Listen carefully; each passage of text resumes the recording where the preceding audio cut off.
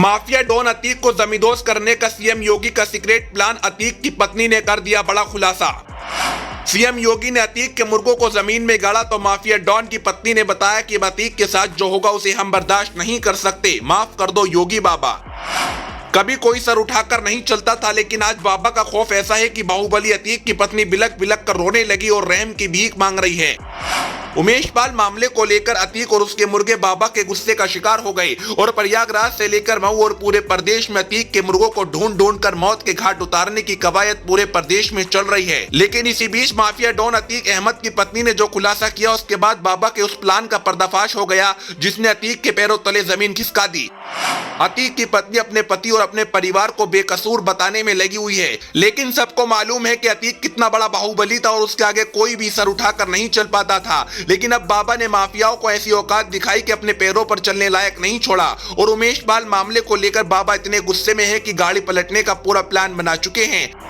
अतीक सलाखों से बाहर निकलेगा, गाड़ी पलटेगी और फिर शुरू होगा बाबा का एक्शन और अतीक के साम्राज्य के साथ उसका भी पतन हो जाएगा। ये बात हम नहीं बल्कि अतीक की पत्नी रो रो कर कह रही है और इसका खुलासा भी अतीक की पत्नी शाइस्ता परवीन ने किया, क्योंकि अतीक की पत्नी शाइस्ता परवीन को इस बात का एहसास हो गया कि उसके पति को सलाखों के पीछे से निकाला जाएगा और बाबा का गुस्सा अतीक पर उतरेगा।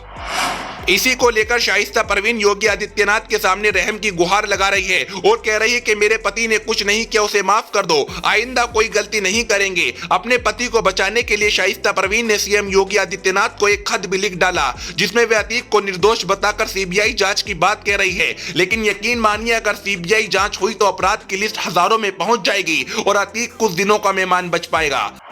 अतीक की पत्नी सीएम योगी से कहती है कि मेरा पति गुजरात की सलाखों के पीछे है, तो उसने इस मामले को अंजाम कैसे दिया। लेकिन उसे कौन समझाए कि सिद्धू मूसेवाले को मौत के घाट उतारने की स्क्रिप्ट भी सलाखों के पीछे तैयार की गई थी।